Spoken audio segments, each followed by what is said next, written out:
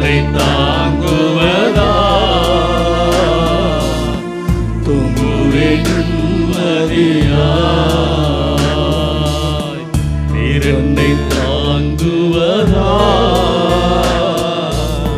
தூங்குவேன் நிம்மதியாய்.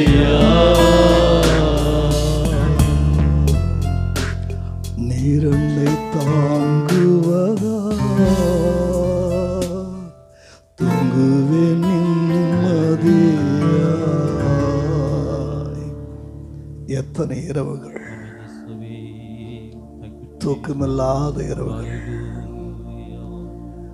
தாவீது சொல்லுகிறார், ராட்சாமங்களில்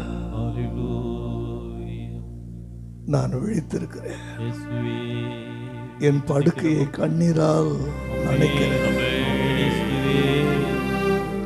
கடந்து போன நாட்களை திரும்பி பார்க்கும்போது எத்தனை கோணல்கள், எத்தனை மாறுபாடுகள், எத்தனை நெருக்கடிகள், அடுத்த அடி எங்கே வைப்பது என்றே தெரியாமல் திகைத்து நின்ற சூழலை, வழியே இல்லாத சூழலை, முன்னே செங்கடல் பின்னே பார்வோனின் சேலை, இடதுபுறமும் வலதுபுறமும் வனாந்திரமான சூழலை. ஐயோ, எகிப்திலே எங்களுக்கு கல்லறை இல்லை என்றாய் எங்களை இங்கே கொண்டு வந்தீர் என்று கதறி அழக்கூடிய சூழலை. எனக்கு அன்பான தேவ ஜனமே, ஆண்டவர் சொல்லுகிறார், 10 நாள் உபத்திரவப்படுவீர்கள், மரண பரியந்த உண்மையாயிருங்கள், அப்பொழுது நான் உங்களுக்கு ஜீவ கிரீடத்தை தருவேன். சோர்ந்து போக வேண்டாம், சோர்ந்து போக வேண்டாம். எஸ், காலாட்களோட ஓடும் போதே நீங்கள் சோர்ந்து போவீர்களானால் குதிரைகளோடு எப்படி ஓடுவீர்கள்? சாதாரண நாட்களையே உபத்திரவ நாட்களாக எண்ணினீர்களானால் இனி வரக்கூடிய மகா உபத்திரவத்தின் காலத்தில் எப்படி நீங்கள் இருப்பீர்கள்? சொல்லுங்க, என்னை பலப்படுத்துகிற கிறிஸ்துவனால எல்லாவற்றையும் செய்ய எனக்கு பலன் உண்டு. எனக்கு பிரியமான தேவனுடைய பிள்ளைகளே, கண்மூடி கண் திறப்பதற்குள்ளாக 10வது மாதத்துக்குள்ளே வந்து விட்டோம். கடந்த 9 மாதங்களை நாம திரும்பி பார்க்கும்போது மனதில் இந்த வருஷத்தினுடைய ஜனவரி மாதத்துக்கு நீங்க கடந்து போய் பாருங்க, இந்த வருஷத்தை நான் எப்படி கடக்க போறேன். ஐயோ, ஜனவரி பிறந்துருச்சு, 2024. எனக்கு சரியான வேலை வாய்ப்பு இல்லை, எனக்கு வருமானம் இல்லை, தன்னிறைவான சூழல் இல்லை. எப்படி என் வாழ்க்கையை ஓட்ட போகிறேன்?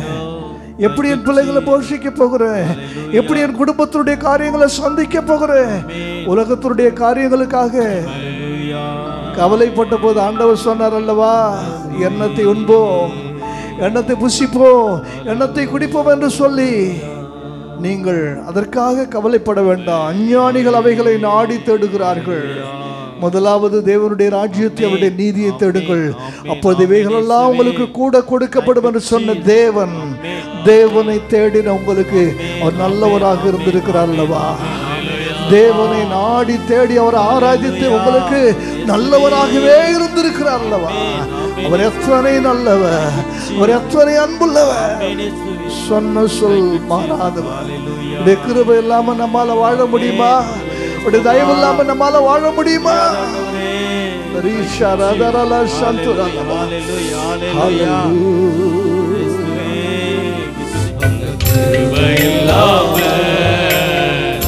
வாழ முடியாதையா,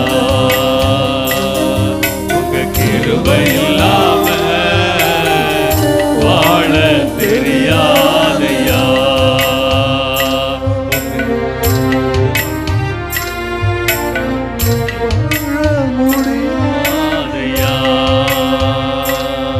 உங்க கிருபை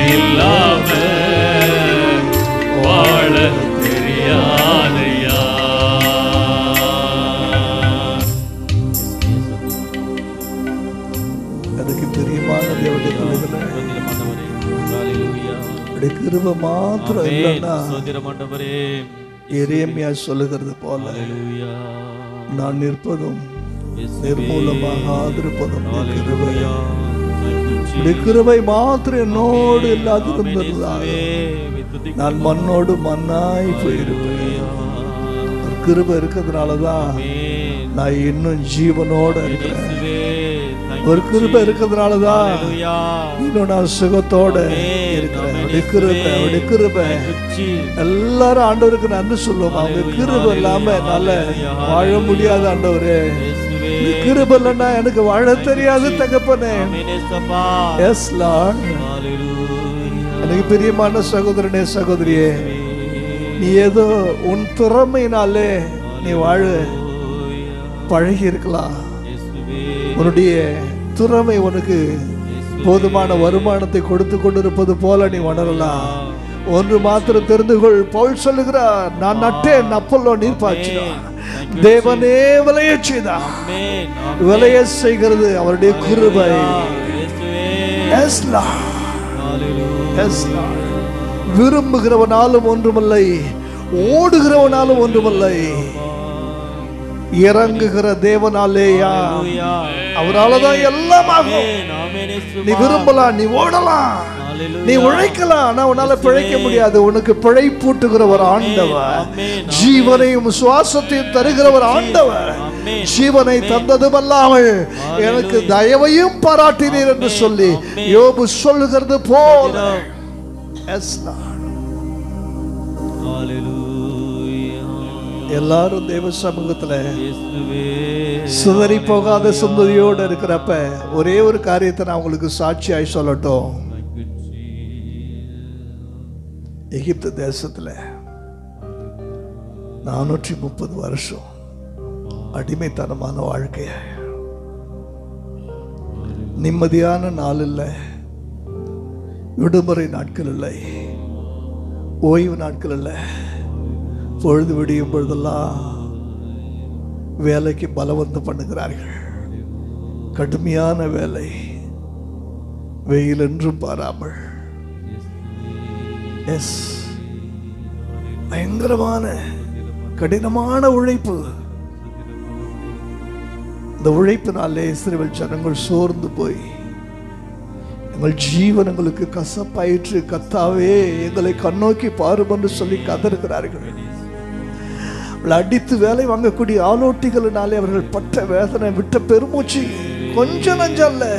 ஐயோ, ஏன் எனக்கு இப்படி ஒரு வாழ்க்கை வேண்டாமே, இந்த வாழ்க்கை போத ஆண்டவரே என்று சொல்லி புலம்புகிறதான ஒரு சூழலை.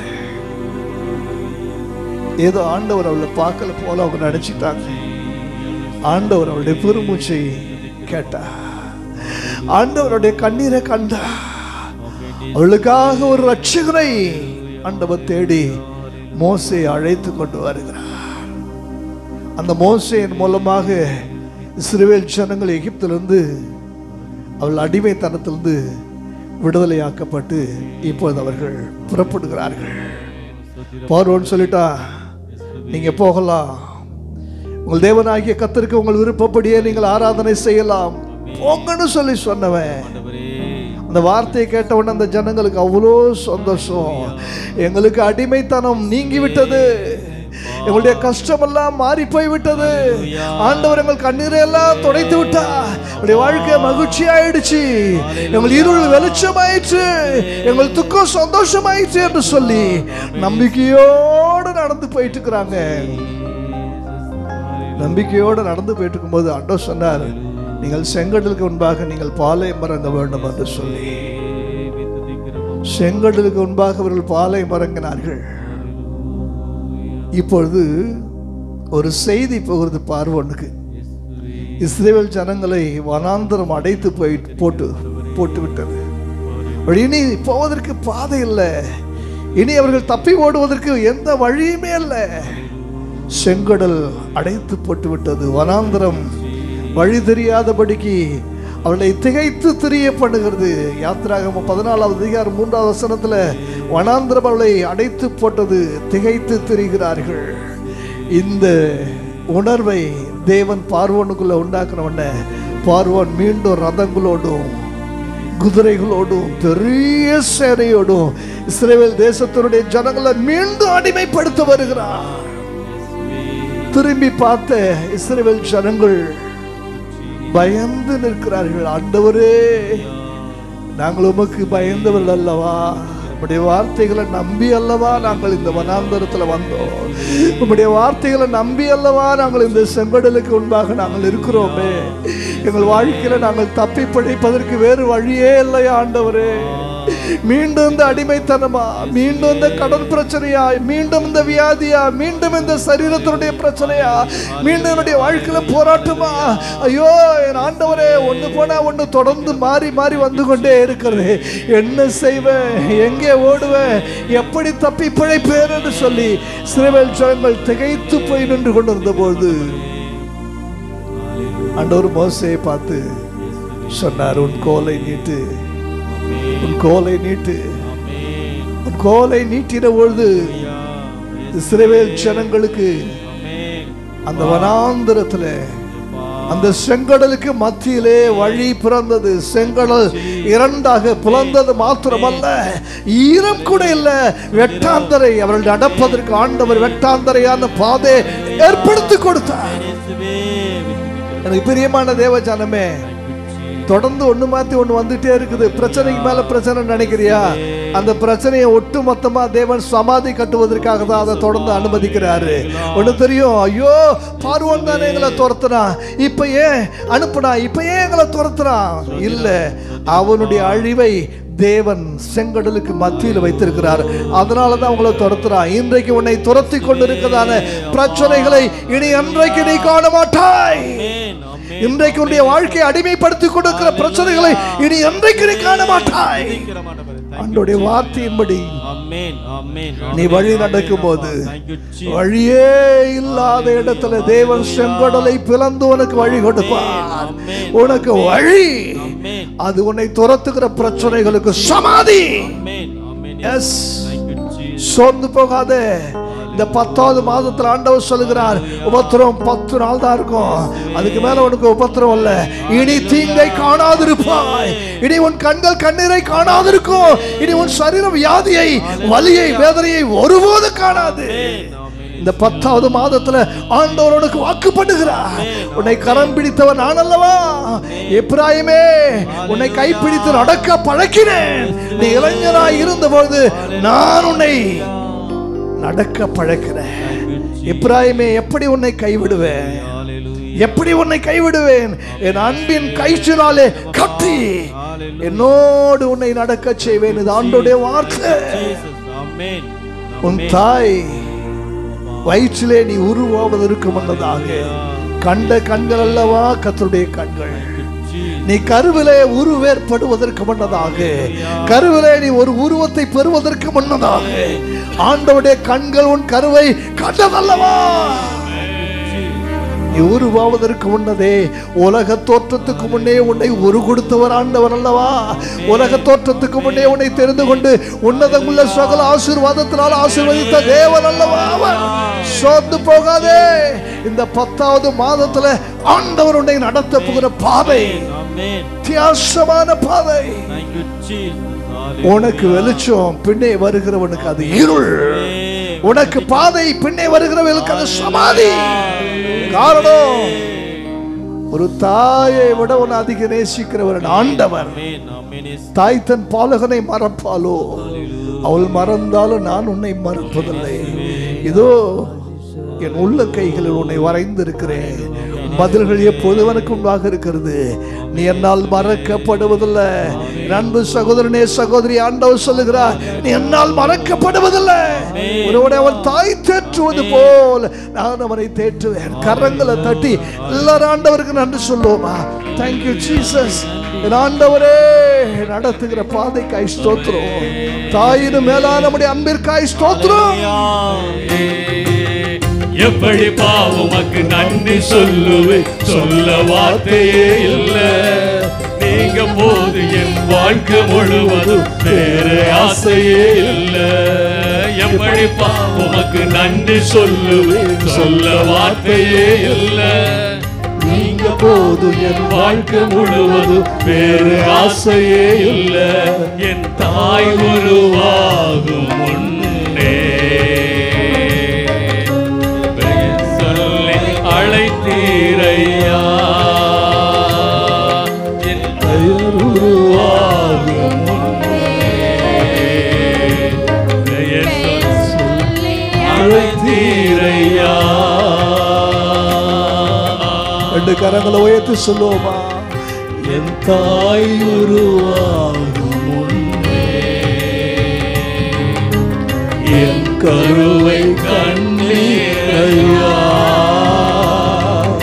என் பெயர் உருவாகும் முன்னே பெயர் சொல்லி அழைத்தீரையா. எப்படி சொல்லுவேன், சொல்ல வார்த்தையே இல்லை. நீங்க போதும் என் வாழ்க்கை முழுவதும் வேறு ஆசையே இல்லை.